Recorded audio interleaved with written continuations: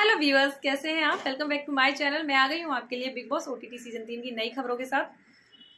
अभी big boss house में है हलचल। जी हाँ, वहां गए हुए हैं मुन्नावर फारूकी और वो करने वाले हैं एक ऐसा टास्क जिसमें होगी सिर्फ मन की बात।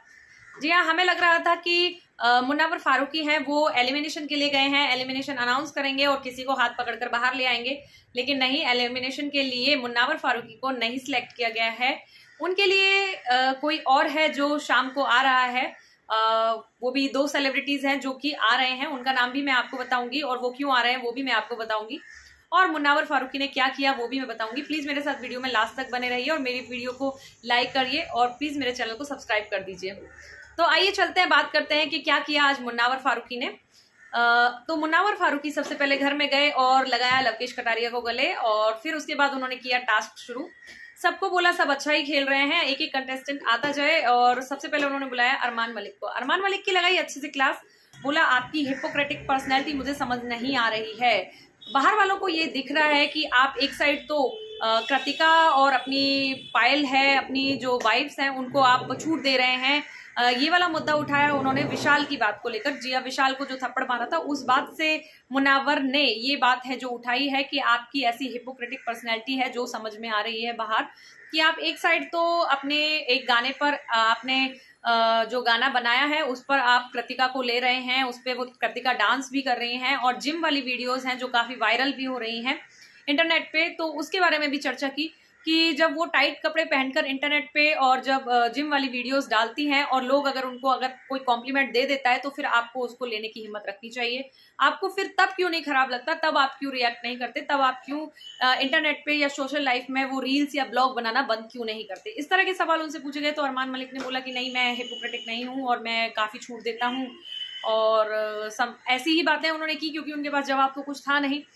फिर बाद में रोस्ट किया वापस से कि ठीक है, आप पायल की डिवोर्स वाली बात पे आप क्या कहेंगे, क्योंकि उनको अभी मीडिया आके गई है घर में, तो मीडिया ने ये सवाल है जो अरमान को उठा दिया था कि पायल मलिक ने जो ब्लॉग्स बनाए हैं, भर भर के ब्लॉग्स बनाए हैं कि उनको डिवोर्स चाहिए, उनको डिवोर्स चाहिए, और मिलियंस लोगों ने वो ब्लॉग्स हैं वो देखे हैं, मिलियंस व्यूज आए हैं, यूट्यूब पर हो, इंस्टा पे हो, हर जगह वो छाई हुई हैं कि पायल मलिक को इनोसेंट है, उनको ये डिवोर्स चाहिए। तो उस पर अरमान मलिक का रिएक्शन निकल के आया था कि नहीं, वो कहीं नहीं जा रही है। तो इस पर जो मुनावर है उन्होंने उनकी क्लास लेते हुए कहा था क्यों आप उनको क्या फॉर ग्रांटेड ले रहे हैं। तो इस पे उनका जो अरमान का जो आंसर था वो कुछ ऐसा आया कि मैं जब इतना श्योर हूं कि मैं जब बाहर रखेंगे कदम तो सब हो जाएगा ठीक, और ये पायल ने आई थिंक ऐसे ही कहा है, और जो बुरे वक्त में नहीं गई वो अच्छे वक्त में क्या ही जाएगी। तो उनका ये कहना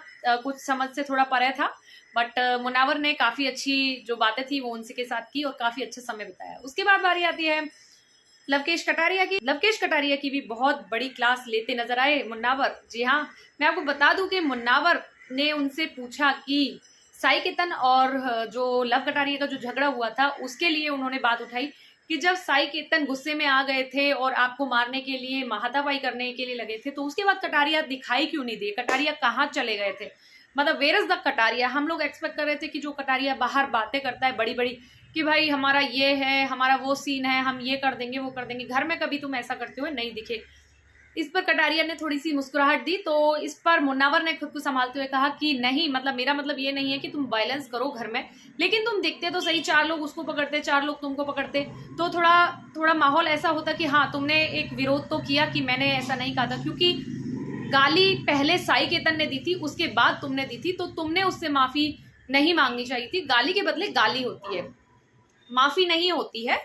तो इस तरह से उन्होंने जो है कटारिया को समझाया भी, थोड़ा सा आड़े हाथ भी लिया, थोड़ा सा समझाया भी कि जब तुम्हारी गलती नहीं थी तो तुम्हें झुकने की जरूरत नहीं थी, अगर तुम और खुल के सामने आते तो ऐसा लगता कि तुम स्टैंड ले रहे हो, तुम्हें अपनी बात के लिए स्टैंड लेना भी चाहिए। अगर कोई तुम्हें कुछ कहता है तो हर जगह पोलाइटली, मतलब झुकना ही एक सॉल्यूशन नहीं है, आप उससे भाग नहीं सकते उस सिचुएशन से, आपको उसका सामना करना ही चाहिए, करना ही पड़ता है। तो कटारिया ने भी उसको बहुत ही पॉजिटिव लिया और हाँ मैं सर हिलाया। उसके बाद कुछ सवाल हुए साई केतन से। साई केतन से भी बोला गया कि आप कैसा गेम खेल रहे हैं और उस टाइम आपकी क्या, आपको लगता है कि आपकी गलती थी, और उन्होंने बोला कि कभी कभी तो आप दिखते थे पूरे शो में, लेकिन आप क्यों नहीं दिखे पूरे शो में। एक दिन तो आप बहुत फटके आए थे, उसके अलावा हमें आप कभी देखने को नहीं मिले हो। तो उसके बाद जो उन्होंने क्लास लगाई सना मकबूल की, सना मकबूल से पूछा कि क्या लगता है आपको कि आप कैसा कर रही हैं, तो सना मकबूल ने कहा कि अभी मैं खुद कंफ्यूज हूँ, मैं खुद डरी हुई हूँ। तो इस पर उन्होंने हिंट देते हुए कहा कि देखो जो सही होता है ना उसके साथ सब मतलब सब सही नहीं होते, मतलब आपके साथ 3 आपके दोस्त थे और 3 आपके दुश्मन थे, इसका मतलब है कि आप सही जा रही हैं। तो ये सुनकर शायद सना मकबूल को थोड़ा अच्छा लगा होगा, थोड़ा उन्होंने उस चीज को पॉजिटिविटी ली होगी। रणवीर शौर्य से भी कुछ सवाल किए उन्होंने। इसके बाद बारी आती है नेजीबा की। जी हाँ, मैं आपको बता दूं कि यहाँ पर जो मुन्नावर फारूकी हैं वो यहाँ नेजीबा को सपोर्ट करने के लिए आए थे। नेजीबा से उन्होंने किए बहुत सारे सवाल, घर वालों के बारे में भी बताया कि सब आपको याद करते हैं, सब आप बढ़िया कर रहे हो और भी बढ़िया कर सकते हो, अभी थोड़े दिन बाकी हैं, एकदम गुम मत हो जाओ, एकदम सुस्त मत हो जाओ, और आप जो भी कर रहे हो बहुत ही अच्छा कर रहे हो। नेजीबा भी बहुत खुश नजर आ रहे थे और उनको बोला कि थोड़ा आप चेयर अप हो, और चेयर अप करके उनको थोड़ा सा हौसला दिया। इस तरह से जो फारूकी है वो अच्छे से सबको अच्छा सा चेयर अप करके और वो फिर घर से बाहर निकले हैं। अब मैं आपको बताने वाली हूँ कि कौन आने वाला है शाम को एलिमिनेशन के लिए। तो मैं आपको बता दूं कि आ रही है शाम को शो में प्रियंका चहर चौधरी। जी हाँ, प्रियंका चहर चौधरी आ रही हैं एकता कपूर के साथ। उनकी एक सीरीज आ रही है, उस सीरीज का नाम भी मैं आपको बताऊंगी। वो हो रही है 4 अगस्त को रिलीज। उसके प्रमोशन के लिए जो प्रियंका चहर चौधरी है, तो याद होगा बिग बॉस 16 जिसमें थी मंडली, MC स्टैन एंड शिव की जो मंडली थी उसके जो अपोजिट थी वो थी प्रियंका चहर चौधरी, और ऑलमोस्ट वो फाइनलिस्ट में जाने वाली थी लेकिन फाइनलिस्ट तक पहुंची नहीं थी। लास्ट में पहुंचे थे शिव और MC स्टैन, और MC स्टैन रहे थे विनर। तो वही प्रियंका चहर चौधरी है जिनको कि बिग बॉस 16 के बाद बहुत ज्यादा काम मिला, इतनी वेब सीरीज मिली है, इतना काम मिला है, अच्छा वही आ रही हैं घर में। और उनकी जो सीरीज है उसका नाम है 10 जून की रात, और वो आप अभी रिलीज हो जाएगी 4 अगस्त को। तो उसके प्रमोशन के लिए वो बिग बॉस हाउस में आ रही हैं। और साथ ही बता दूं कि वो एक टास्क लेके आएंगी, छोटा मोटा टास्क है जो अपने प्रमोशन से रिलेटेड है, वो करवाएंगी और इविक्शन की अनाउंसमेंट भी करेंगी। और मैं आपको बता दूं कि आधी रात को भी इविक्शन हो सकता है, उसके बाद हमें मिल जाएंगे टॉप 6। तो प्लीज मेरी वीडियो को लाइक कीजिए और प्लीज मेरे साथ बने रहिए। जैसी भी अपडेट होती है मैं आपके लिए फटाफट से लेके आने की कोशिश करूंगी। Till then bye bye.